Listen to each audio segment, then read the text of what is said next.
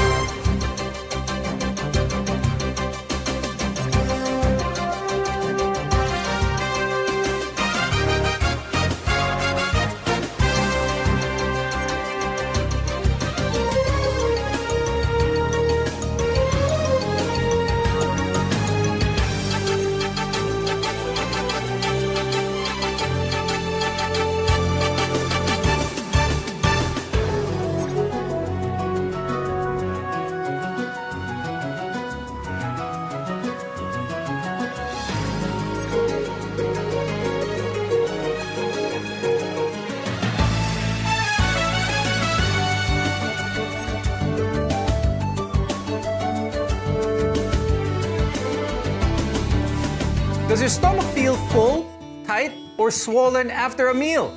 Chances are you're probably bloated. Bloating causes the belly to look larger than usual, and it may also feel tender or even painful. It has a lot to do with what you eat and how quickly you eat. On today's program, we'll talk about why and when bloating happens. We want to help you better understand the care you need and deserve. I'm Dr. Freddy Gomez, and you're watching MedTalk Health Talk on CNN Philippines.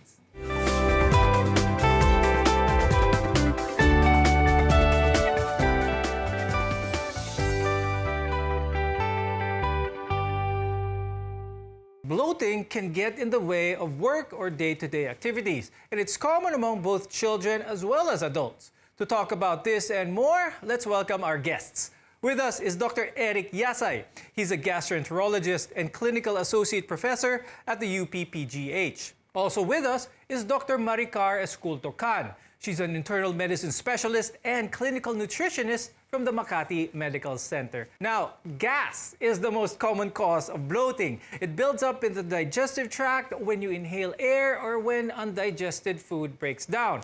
I'll start the discussion first with Dr. Eric. Dr. Eric, what are the causes of increased gasiness? Yung mga common causes nito? Well, yung bloating nga can represent increased gas production in our body. In the vernacular, it is more commonly described as kabag, empacho, or hindi natunawan. So pinakamadalas, bloatedness or the sensation of feeling of fullness occurs after eating or a drinking spree kapag ka napainom ng marami or nakakain ng madami yung mga pasyente natin. It is caused because of increased acid production and gas formation when our body starts to digest food. No? So yun yung mga most common. And then other than that, of course, we also think about decrease clearance of gas or kung mabagal yung paglabas ng gas sa ating digestive system or kung may blockage dun sa digestive system. These things can either increase your gas production or decrease your clearance of gas in your GI tract. So is it mainly that? Ganun ba kasimple na pagpapalit mo lang ng bilis ng pagkain? Will this be able to alleviate bloating? Most commonly, nalipasan niya ng gutom or walang time kumain. That's why ang bilis nating kumain. And sometimes kapag bumabawi, yan yung tinatawag ko sometimes to my patients, actually is the reason why you produce more gas because you have to put out more acid and digest food. And then that will give you more gas than more than the speed of eating per se. And then, of course, kapag nagmamadali, you tend to eat in gulps. So mas madami yung nasaswallow na air. So that can also add to that. But you may also be feeling more bloated than usual these days. And the latest culprit is, of course, stress. Ngayon, Dr. Maricar, paano ba nagkakos ng bloating ang stress? Halos lahat ng tao, very stressful nowadays. Okay, so usually when we are stressed, diba, we tend to seek foods that are salty or sugary, no? Sometimes referred to as your comfort food. So it is another contributory factor to bloatedness, which is the character of the food. So if you will eat foods that are high in sugar and salt, but low in fiber, such as highly processed foods, because they can slow down the transit of the food in the GI tract. So also, when you eat these processed foods, you tend to drink carbonated sodas also, di ba, yung soft drinks, or some people, sparkling water. So these drinks are infused with carbon dioxide that can aggravate actually the bloatedness. But I'd like to talk about cigarettes naman and how this affects not just your stomach or bloatedness, but the entire body. Because when smoke is inhaled, it also enters the stomach and it goes through the blood system. The elements of the cigarette goes all the way around the body and it can cause bloating. Now, my question is, Dr. Maricar, how do cigarettes affect someone's bloatedness? So perhaps I think it has something to do with the inhaled air that causes the bloatedness whenever a person smokes. Now, I'd like to talk to Dr. Eric. What other factors do Filipinos commonly do that can contribute to bloating? Well, madami tayong habits, no, as Filipinos. So we are very fond of buffets. No, well, probably the pandemic has decreased that episodes of buffets. But our eating styles and habits actually can add to the risk of developing bloating. So, madalas tayo nagpapalipas ng gutom when we're busy, and then we overcompensate by eating a lot after when we have time to eat. And then, yun nga, takot tayong magutom eh. Yan yung culture natin eh. So that's why we tend to eat more than we should, and that causes bloating. Fiber is essential for a healthy diet, and it's best known for its ability to prevent or relieve constipation. But high-fiber food can cause some to produce excessive amounts of gas, causing bloating. Dr. Maricar, what are some examples ng mga pagkain na mataas ang fiber? Some clues to look for if you want to choose high-fiber food items. So when you see the word whole grain, whole wheat, and bran, whenever you choose your bread, your rice, or your cereal, so that means that you are choosing high-fiber options. In terms of fresh fruits naman, I advise them to choose the fruits that are pulpy or those that are usually eaten with the skin, okay, such as your apples, or fruits with fibrous flesh, such as your pineapples and your mangoes. So for the vegetables naman, they are usually your leafy greens. And of course, you also have your nuts and seeds, which are also included in your high-fiber list. Now, how does light exercise naman after eating, how can this help reduce that feeling of bloatedness for some people? Now, a lot of people might think exercise, when they think of exercise, it's something really rigid. But a light walk, a short walk, is this a simple activity with a lot of benefits? Yes, actually, when you do physical activities, such even kumbaga short walks around the block, it can stimulate movement of your bowels, which can facilitate the movement of the trapped air. So it can be helpful. A lot of our viewers say that ginger naman is also said to reduce bloating. Is there any truth to this, Maricar? Marami bang benefits ang ginger in the form of maybe tea to help those who have frequent bloating episodes after eating? Actually, I come across 2 studies relating ginger and bloatedness. So basically, the mechanism is that ginger aids in speeding the emptying of the stomach, as well as relieving patients who have functional dyspepsia. So that's the population of the patient that they investigated. But for these studies, what they used are ginger capsules. So the dose is at 1 to 1.5 gram in divided doses per day were used. So the authors of the study also included in the conclusion that ginger tea, so ginger in the form of tea, may also offer similar benefits, but they were not able to do a study using the tea. Dr. Eric, meron ba kayong mga tips para sa mga viewers para mas ma-minimize ang kanilang feeling of bloatedness pagkatapos nilang kumain? Apart from small frequent feedings, no, so wag kumain ng sobrang dami. Tama yung sinabi ni Dr. Maricar, no, to walk, no, because the pull of gravity can help bring down the food to the lower parts of the GI tract. Yung iba kong sinasabi to my patients would be to do a food diary. So what is a food diary? It's a list of food of your triggers. Very important yung food diary because the triggers are different from person to person, no? So hindi naman pwedeng diktahan natin na ito yung one size fits all, na ito yung kakainin at hindi. What actually is more useful is a person to do his or her personal food diary of food triggers so that ito yung mga iiwasan ng food. Now, bloating is not always from eating too much or too fast, as earlier mentioned, but sometimes there could be a health issue behind it. We'll talk about this and more when we come back. We're together in health.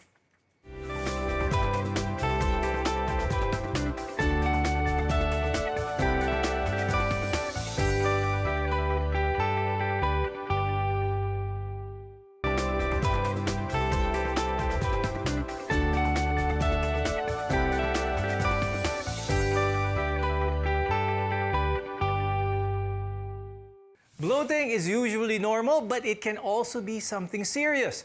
How will we know if it's just a nuisance or a cause for concern? I'm Dr. Freddy Gomez, and you're watching MedTalk Health Talk on CNN Philippines, where your care comes first. Dr. Eric, what are some of the medical conditions that may cause bloating? The other conditions that can cause bloating would be mechanical conditions. Ibig sabihin, pag may bara sa digestive tract. No? So this happens when you have inflammation of your GI tract or if you have tumors of your GI tract. Like for example, if you have colon cancer, the gas gets trapped inside at hindi makababa yung gas doon and you will feel bloatedness. So another condition would be what we call paralysis of the GI tract. No, we call it ileus scientifically. No, pero a lot of patients who are bedridden, who suffer the stroke, who have severe infections or uncontrolled diabetes will have a slowdown of the movement of the GI tract. Kaya natatrap din yung air inside. No? So these are just some of the medical conditions that have explanations. Now, a person with food intolerance has a difficulty digesting certain foods. And this is different from a food allergy, which results from an immune system reaction to a specific food. Dr. Maricar, how can a person tell if their bloating is caused by food intolerance? So actually, there are tests that we can do. I refer my patients for them to have the food intolerance test, so which is actually a blood test wherein the patient's blood will be extracted and then it will be analyzed if they have an intolerance to certain food items. So usually there's a panel of food lists, and then food items are interpreted if they should be eliminated or they can be eaten in moderation by the patient or they can continue to consume these certain food items. We've been talking about bloating for a while, but a lot of people, when they hear about bloating, they also may associate it, especially women, during the part of their menstrual cycle. Dr. Maricar, is this the same thing? How can a woman tell if it's bloating or weight gain? Okay, so that's a very challenging question, but perhaps I think the best way to determine if the bloating is just caused by hormonal etiology is to observe if it is associated with other symptoms of your premenopausal symptoms such as mood changes, any discomfort that you feel in the hypogastric area. Meron bang mga gamot na pwedeng regularly tinitake ng mga tao that may cause bloating? Yes, so madami talaga. So very common dyan would be your pain relievers. No? So syempre, of course, a lot of them would be over the counter and our patients will not know na these medications actually decrease the protections that we have against acid. Examples of this would be aspirin, mefenamic acid, celecoxib, diclofenac, naproxen. Yan. Very, very common yan sa amin to see patients with that. And then the other medications that sometimes are over the counter and are abused would be the medications against diarrhea. Of course, di ba kapag may diarrhea ka, mabilis yung paghilab ng tiyan mo, you want to stop that. No? So that's why you take Buscopan or Imodium or loperamide. No? So this naman has the side effect of paralyzing your GI tract and then hence trapping air and causing bloatedness. Okay, so temporary bloating shouldn't be a cause or worry, but anyone with bloating accompanied by other symptoms should see a doctor. When we come back, what else can you do about your bloating concerns? Stay with us. Your health is our mission.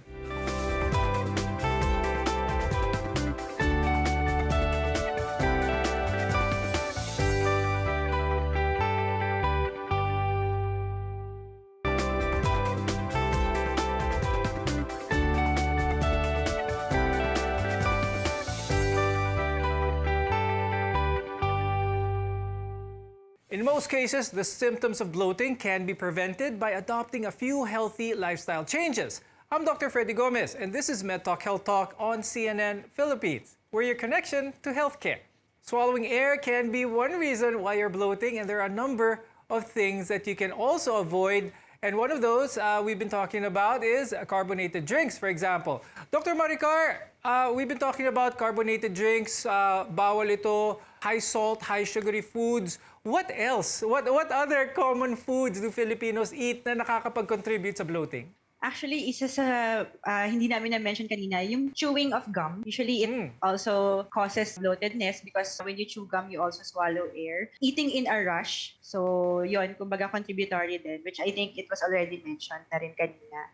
Okay, now when it comes to home remedies, Dr. Maricar, meron ba kayong masasuggest sa mga viewers for those who feel simple bloating for that matter? Is there something at home that they can do to relieve that sensation? Okay. So aside from the dietary factors which we have already discussed, so some experts may also recommend to do certain exercises, di ba, even at home.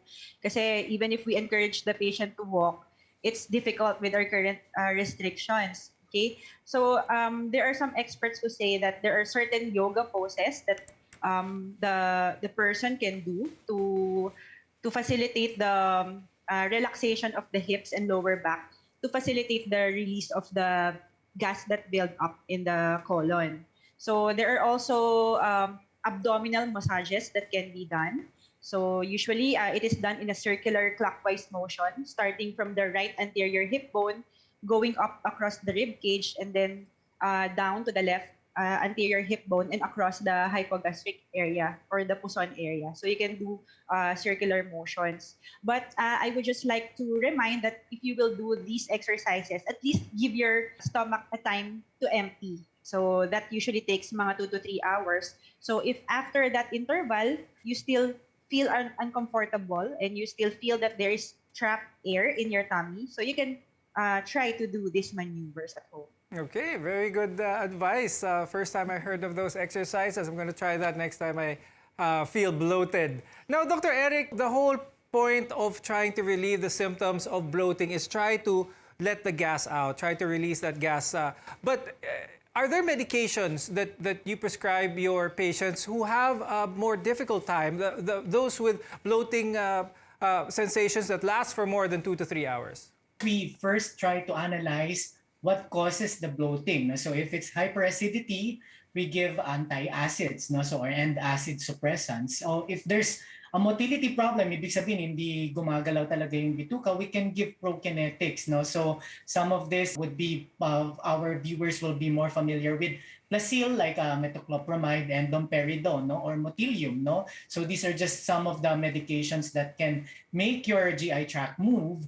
Others would be yung mga antispasm naman. This would be, of course, relying on a diagnosis. So it's very important na before you self-medicate, you try to analyze first kung ano talaga yung nararamdaman, especially if you have alarm symptoms na bumabara yung bituka. Dr. Maricar, before we go, do you have any advice for our viewers with regards to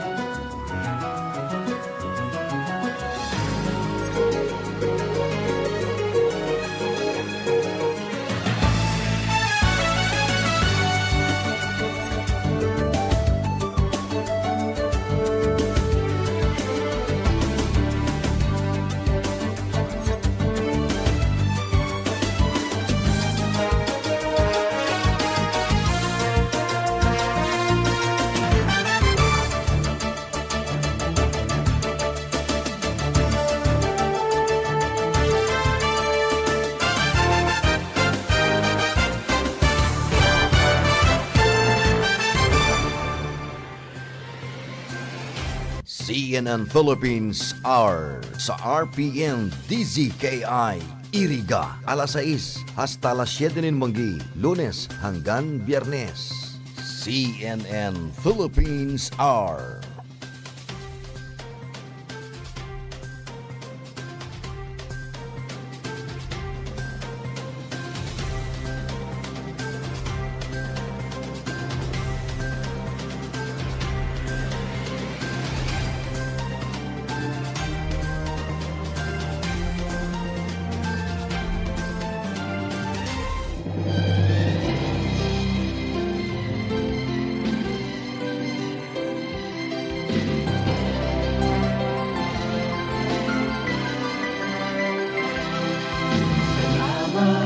Salamat, hindi malilimutan ating pinagdaanan, ating pinagsamahan sa hirap at ginhawa, sa lungkot at saya.